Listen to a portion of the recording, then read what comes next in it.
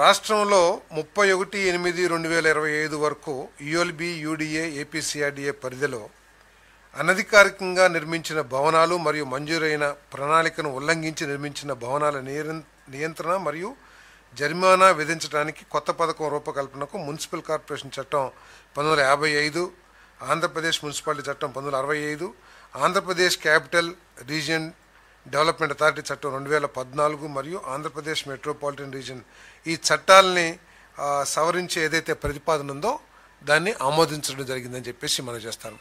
మనందరికీ తెలిసిందే 2014 తర్వాత ఈ అర్బనైజేషన్ మూలంగా కానివ్వండి, ఈ రాష్ట్రంలో జరుగుతున్న అభివృద్ధి మూలంగా కానివ్వండి, అనేక అనాథరైజ్డ్ కన్స్ట్రక్షన్స్ కూడా జరిగిన విషయం అందరికీ తెలిసిందే. దాంట్లో అనాథరైజ్డ్ కన్స్ట్రక్షన్ కానివ్వండి, లేకపోతే ప్లాన్ డీవియేషన్స్ కానివ్వండి, లేకపోతే ఎక్స్ట్రా ఫ్లోర్స్ కానివ్వండి, ఇవన్నీ కూడా చాలా వచ్చిన తర్వాత చాలామంది బిల్డర్స్ ఏం చేస్తున్నారంటే అనాథరైజ్గా కట్టినా కూడా వాళ్ళు ఏదో ఒక విధంగా వాటిని అమ్మేస్తాం కానివ్వండి, లేకపోతే కట్టుకున్న వాళ్ళు దాన్ని ఎక్కడా రుణం పొందటం కానీ మళ్ళీ తిరిగి అమ్మటానికి కానీ అనేక సమస్యలు ఎదుర్కొంటున్న విషయం మనందరికీ కూడా తెలిసిందే. మరి ఈ విషయాలను దృష్టిలో పెట్టుకుని మరి నారెడ్కో కానివ్వండి, క్రెడాయ్ కానివ్వండి, సిఎల్ఈఏసిఈ లాంటి సంస్థలు వారందరూ కోరిన మేరకు, అదేవిధంగా ప్రజల నుంచి వచ్చిన డిమాండ్ మేరకు ఈ రెగ్యులరైజేషన్ 31/8/2025 నాటికి ఉన్న ఈ అనాథరైజ్ కన్స్ట్రక్షన్ కానీ ఇర్రెగ్యులర్ కన్స్ట్రక్షన్ కానివ్వండి వీటిని రెగ్యులైజ్ చేయడానికి చేసిన ప్రతిపాదనని ఆమోదించడం జరిగింది. మరి 31/8/2025 నాటికి జరిగిన సర్వే ప్రకారం 59,375 unauthorised constructions, 49,936 deviations, 10,212 additional floors ఉన్నాయని చెప్పేసి సర్వే జరిగింది. వీటన్నిటిని కూడా రెగ్యులైజ్ చేయడానికి ప్రతిపాదనలో తీసుకోవడం జరుగుతుంది. అదేవిధంగా ముఖ్యమంత్రి గారు కూడా చాలా స్పష్టంగా చెప్పారు, ఇక్కడి నుంచి వాళ్ళకి కట్టుకునే అవకాశం కల్పించే విధంగా యంత్రాంగం పనిచేసి, అంటే ఇప్పుడు కట్టుకున్న తర్వాత తప్పని పరిస్థితులు రెగ్యులైజ్ చేసే పరిస్థితులు రానికోకుండా కట్టేటప్పుడే నియంత్రణ చేయాలి. ఒకవేళ కట్టడం డ్రోన్స్ ద్వారా కానివ్వండి, లేకపోతే రకరకాల సర్వేస్ ఏదైతే ఉన్నాయో దాని ద్వారా సర్వే చేసి ఎప్పుడైతే ఈ ఇల్లీగల్ కన్స్ట్రక్షన్ జరుగుతుందో వెంటనే వాటిని డిమాలిషన్ చేసి వీళ్ళు నష్టపోకుండా కూడా తగు చర్యలు తీసుకోవాలని చెప్పేసి కూడా ముఖ్యమంత్రి గారు ప్రత్యేకంగా చెప్పడం జరిగిందని చెప్పేసి మనం చేస్తాం. 31/8/2025 మొత్తం అప్పటి వరకు ఉన్నట్టు. అంతకుముందు 2018లో కొంత రెగ్యులైజ్ చేశారు, ఏదో 3,200 3,400 అప్లికేషన్స్ పెండింగ్లో ఉన్నాయి. ఇప్పుడు లేటెస్ట్ సర్వే ప్రకారం 31/8/2025కి 59,000 అనాథరైజ్ కన్స్ట్రక్షన్, అదే 39,000 ఎంతో నేను చెప్పే కదా. సో డీవియేషన్స్, అదేవిధంగా 10,000 మంది ఎక్స్ట్రా ఫ్లోర్స్ వేయటం, వాళ్ళందరూ కూడా రెగ్యులైజ్ చేస్తారు.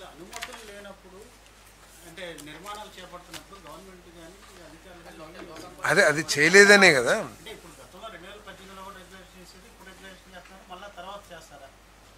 తర్వాత చేయదని ముఖ్యమంత్రి గారు కూడా చాలా స్పష్టంగా చెప్పారు. ఇప్పుడు అదేనండి, 2018లో చేశాము, తర్వాత వచ్చిన ప్రభుత్వం దాని మీద నియంత్రణ లేకపోవడం మూలంగా మళ్ళీ 59,000 క్రాపప్ అయిపోయింది. అదే ఇప్పుడు చేద్దామనే. ఇప్పుడు ఎస్ అంటే ఇప్పుడు పేదవాళ్ళు నీ బోటోళ్ళు నా బోటోళ్ళు అనాథరైజ్గా కట్టేశారు, పేదవాళ్ళకి అమ్మేశారు. అమ్మేసిన తర్వాత డీవియేషన్ అని చెప్పేసి అధికారులు ఇప్పుడు ఈ ప్రభుత్వం నియంత్రణ చేస్తుంది కాబట్టి ఇవన్నీ బయటపడ్డాయి. పేదోడు కాకపోతే మిడిల్ క్లాస్ వాళ్ళు, లేకపోతే ఉద్యోగస్తులు, లేకపోతే చిన్న చిన్న వ్యాపారస్తులు కొనుక్కున్నారు లేదా కట్టుకున్నారు. చట్టవిరుద్ధం అని చేయలే, చట్టవిరుద్ధం అని చెప్పలా.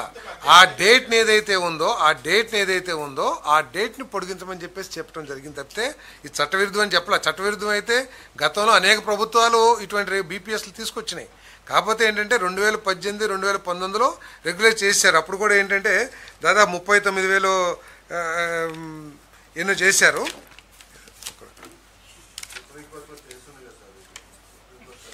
ఏదైనా ఏ కేసు ఉన్నా కూడా ఒకవేళ కేసు ఉండి ఏదైనా జడ్జిమెంట్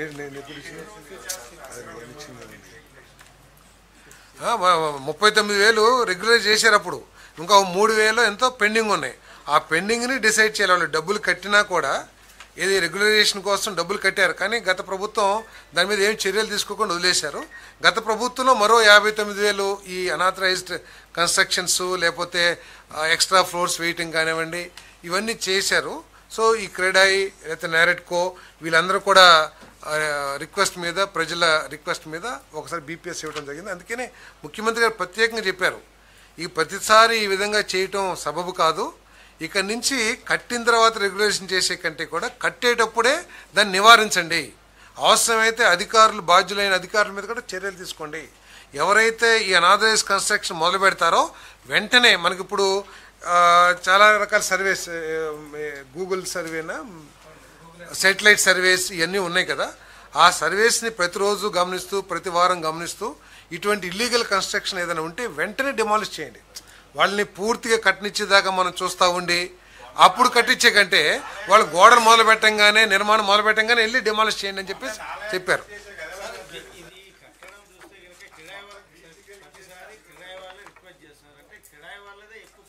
అయ్యుండొచ్చు, కిరాయి వాళ్ళదే కాదు, అధికారులు మేబీ కొంతమంది రాజకీయ నాయకులు వీళ్ళందరూ కూడా ఉండుండొచ్చు.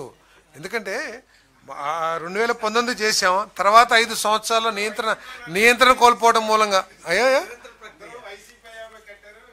అసలు నేనేమనలేదే. నేనంటే నేను జాలి అంటలా, ప్రజల మీద జాలి, వైసీపీ మీద జాలి లేదు, వైసీపీ మీద జాలి లేదు, ప్రజలు అక్కడ ఇబ్బంది పడింది.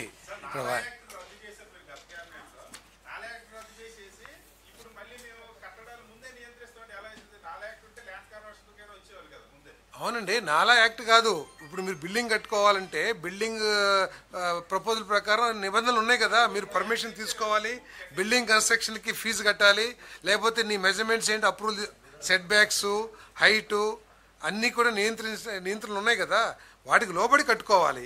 వాటికి అతిక్రమించి కట్టారనుకోండి అవి అనాథరైజ్ కన్స్ట్రక్షన్ అవుతుంది. అలా పర్మిషన్ తీసుకోకుండా కట్టి అనాథరైజ్ కన్స్ట్రక్షను, పర్మిషన్ లేకుండా అడిషనల్ ఫ్లోర్ చేస్తే అవన్నీ కూడా అనాథరైజ్ కన్స్ట్రక్షన్ కదా. నేను 5 సంవత్సరాలు ఎందుకు చెప్పానంటే 2019కి బీపీఎస్ తీసుకొచ్చి రెగ్యులర్ చేశారు. చేసిన తర్వాత 3,400 అప్లికేషన్లు పెండింగ్లో ఉన్నాయి డబ్బులు కట్టి, కానీ దాని మీద ఎటువంటి చర్యలు తీసుకోవాలా. మరి బీపీఎస్ ఆల్రెడీ ఇచ్చారు కాబట్టి 5 సంవత్సరాలైనా సరే దీన్ని కఠినంగా నియంత్రిద్దామనే ఆలోచన కూడా గత ప్రభుత్వంలో జరగలేదేమో. దాని మూలంగా ఈ అనాథరైజ్ కన్స్ట్రక్షన్స్ పెరిగిపోయి ప్రజలు ఇబ్బంది పడుతున్నారు కాబట్టి ప్రజల్ని సమస్యను దృష్టిలో పెట్టుకుని ఈరోజు చేయడం జరిగింది. ఒకవేళ ఆపేయమని ఉంటే ఆ సుప్రీంకోర్టుని ఎవరు కూడా అధిగమించలేరు కదా. ఒకవేళ నిజంగా మీరు చెప్పినట్టు, నాకైతే దాని మీద అవగాహన లేదు, ఒకవేళ మీరు చెప్పినట్టు సుప్రీంకోర్టు దీని మీద ఏమైనా జడ్జిమెంట్ ఇచ్చుంటే ఆ జడ్జిమెంట్ని తప్పకుండా పరిగణలోకి తీసుకుంటుంది ప్రభుత్వం. డబ్బుల కోసం కాదు, ప్రజలు ఇబ్బంది పడకుండా ఉండాలని.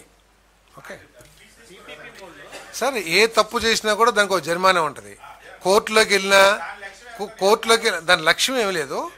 వాళ్ళకి ముఖ్య ఉద్దేశం ఏంటంటే కొంతమంది రాజకీయ నాయకుల అండతో, కొంతమంది ప్రభుత్వ ఉద్యోగస్తుల అండతో ఇల్లీగల్గా నిర్మించుకున్నారు, అప్పుడు చూస్తూ ఉన్నారు. సో దాని మూలంగా వచ్చిన ఇబ్బందులు అధిగమించడం కోసం ఈ బీపీఎస్ తీసుకురావడం జరిగింది. Hi, this is Jabardasth Nagateja alias Bangaru Raja. మీరు రియల్ ఎస్టేట్లో ఎక్కడైనా భూములు కొనాలన్నా అమ్మాలనుకున్నా please subscribe real estate TV. Thank you. మీ Nagateja. I love you Raja.